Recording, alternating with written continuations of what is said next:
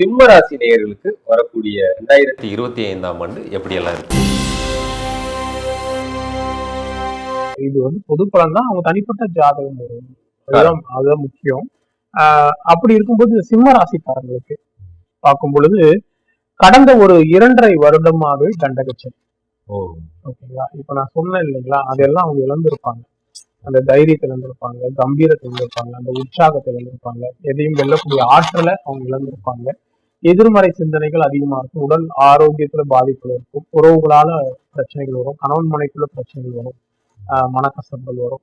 இந்த மாதிரியான சூழல்ல இந்த சிம்மராசிக்காரங்க இருக்காங்க. சரி, இப்போ இந்த 2025 எப்படி இருக்கும் அப்படின்னு பார்க்கும்பொழுது அதே மாதிரி தொழிலையும் பிரச்சனை இருக்கும் அவங்களுக்கு. இப்ப இந்த சிம்ம ராசிக்காரங்களுக்கு சனி பகவான் அஷ்டம சனியை சஞ்சரிக்க போறார். பொதுவாவே நான் ஏற்கனவே சொன்ன மாதிரி 7.5 சனின்றது 7.5 வருஷம் எந்த மாதிரியான தீய பலன்களை கொடுக்குமோ அந்த அளவுக்கு மன அழுத்தத்தையும் தீய பலன்களையும் தரக்கூடியதுதான் அந்த 2.5 வருடத்தில் தரக்கூடியது அஷ்டம சனி. ஏன்னா அஷ்டம சனியோட தாக்கம் ஜாஸ்தி இருக்கிறதுலே.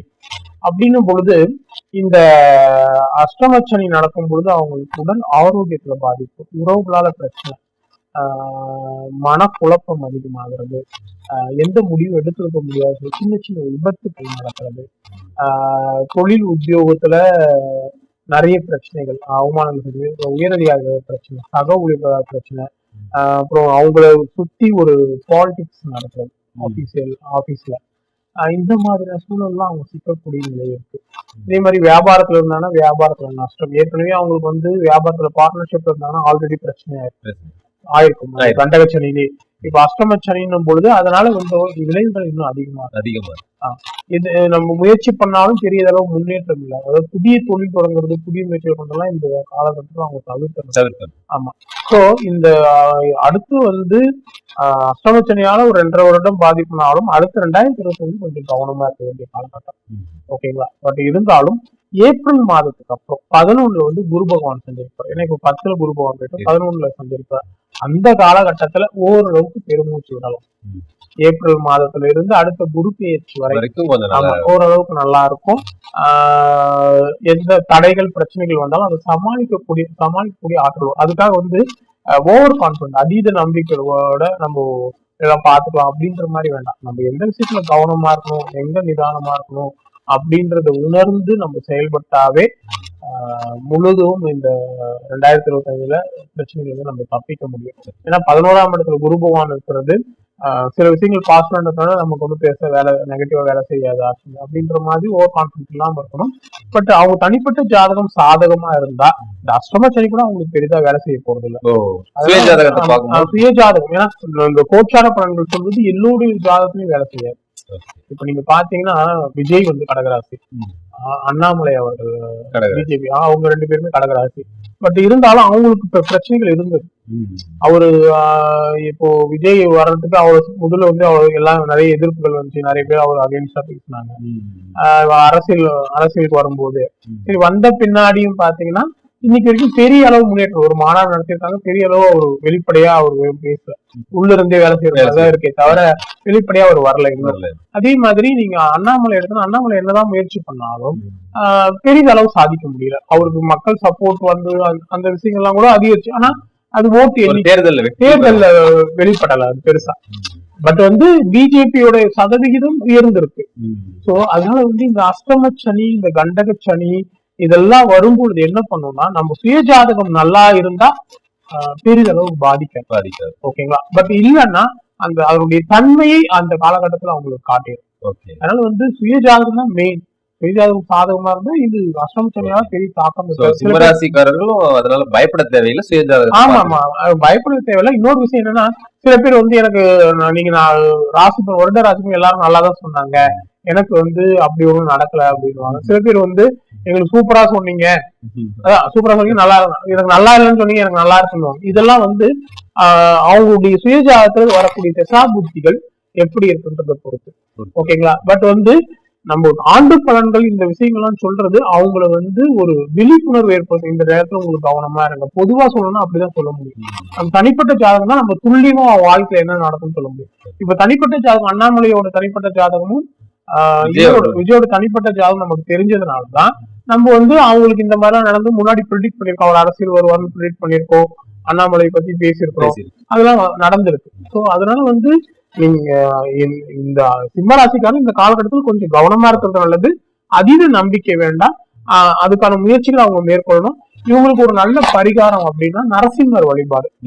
நரசிம்மர் வழிபாடு அவங்களுக்கு பண்றதும் பெரிய கருப்பு அப்படின்ற சுவாமி, அதாவது பெரிய கருப்பன் அப்படின்ற சுவாமி வந்து எந்த கோயில் எங்க இருக்குதுன்னு பாருங்க உங்களுக்கு நியரஸ்ட் பிளேஸ்ல. அந்த கோயில்ல போயிட்டு சனிக்கிழமையிலோ இல்ல வியாழக்கிழமையிலோ வழிபாடு பண்ணுங்க.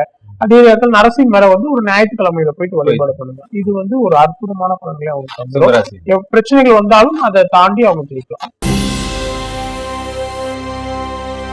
வரக்கூடிய 2025ஆம் ஆண்டு கன்னிராசி நேயர்களுக்கு எப்படி சார் இருக்கும்? கன்னிராசிக்காரங்களுக்கு வந்து முக்கியமா நம்ம சொல்ல வேண்டியது அவசியம். ஏன் அப்படின்னா 2024 பொறுத்த வரைக்கும் அவங்களுக்கு ஒரு நல்ல ராஜயோகமான காலகட்டம். ஏன் அப்படின்னா 6ஆம் இடத்துல சனி பகவான் சஞ்சாரம், 9ல வந்து குரு பகவான் சஞ்சாரம். இந்த குரு பகவான் என்ன பண்ணாருன்னா ஜென்ம கேது எப்பயுமே கஷ்டத்தை கொடுக்கும். அவங்களுக்கு வந்து கண்ணில வந்து ஜென்ம கேது வந்து மனக்குழப்பம், தூக்கமின்மை, பிசான விரக்தி, வெறுப்பு, சாமியாரா போயிடலாமன்ற அளவுக்கு திங்க் பண்றக்கூடிய நிலைமை கொடுக்கும். ஆனா குரு பகவான் வந்து தன்னோட பார்வையால கேதுவை பார்த்துட்டாரு. அப்படின்னும் போது அந்த கேதுவோட நெகட்டிவ் குறைஞ்சி அவங்களுக்கு சனியோட பாசிட்டிவ், குரு 9ஆம் வீட்டுல இருக்க பாசிட்டிவ் நடக்கணும். அது நடந்து சின்ன சின்ன விஷயமா குடும்பத்துல கணவன் மனைவி சின்ன சின்ன பிரச்சனைகள் மட்டும் வந்திருக்குமே தவிர பெரிய பாதிப்பு, பொருளாதார நிலையும் நல்லா இருந்திருக்கும். சரி, இப்போ இந்த கன்னிராசிக்காரங்களுக்கு இந்த வருடம் எப்படி இருக்கும் அப்படிங்கும் போது